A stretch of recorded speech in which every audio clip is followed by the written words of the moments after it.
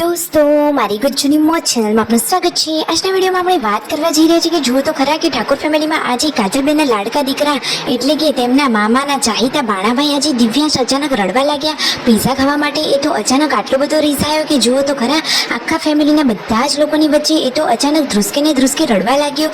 પછી શું કાજલબેની બાએ એને છાનો રાખ્યો કે નહીં, મામા તેને પીઝા ખાવા માટે લઈ ગયા કે નહીં, અને દોસ્તો કોના લગ્નમાં જવાનું હતું, શિલ્પા ભાભી કોના લગ્નમાં ગયા છે અને પાર્વતી ભાભી પણ આજે લગ્નમાં જવાના છે। ફાઇનલી દિવ્યાંશ બાણાભાઈનું રડવાનું બંધ થયું કે નહીં, આ બધા જ પ્રશ્નોના જવાબ મળશે તમને મારા આ વિડીયોમાં।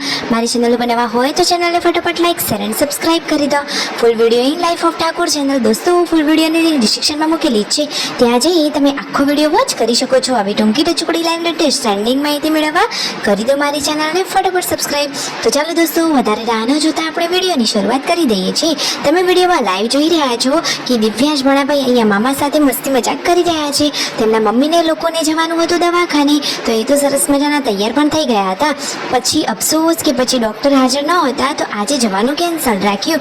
જે મેઇન ડૉક્ટર હતા એમની એપોઇન્ટમેન્ટ કાલે છે।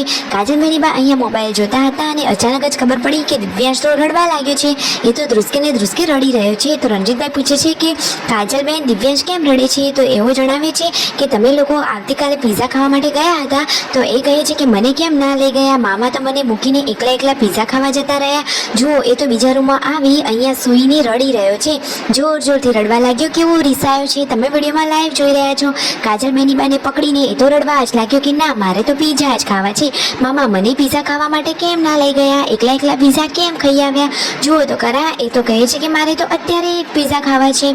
કાજલબેની બા એને મનાવી રહ્યા છે અને જુઓ તો ખરા કે બધા જ ઘરના લોકો એને કહી રહ્યા છે કે ભાણાભાઈને પીઝા ખાવા માટે લઈ જઈએ।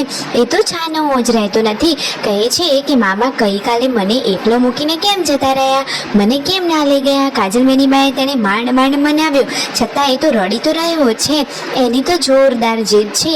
અરે દોસ્તો ભાણાભાઈની જીદ હોય ને મામા એની ઈચ્છા પૂરી ના કરે એવું થોડી ને બને। તો શું દોસ્તો ફાઇનલી પછી મામા એને પીઝા ખાવા માટે લઈ ગયા કે નહીં।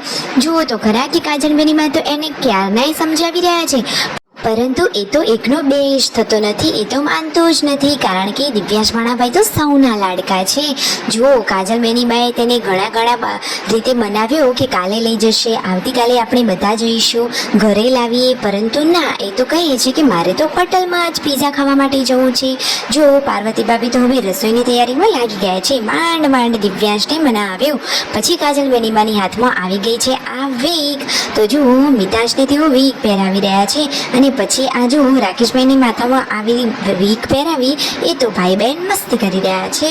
જુઓ ને અહીંયા સંજયભાઈ હવે હિસાબ કિતાબ લઈને બેસી ગયા છે। દિવ્યાંશ બાણાભાઈ તો હવે રાજી થઈ ગયા છે, હાથમાં રમવાની બંદૂક છે। વાત સાચી લાગી હોય તો ચેનલને કરી દેજો લાઈક શેર એન્ડ સબસ્ક્રાઇબ।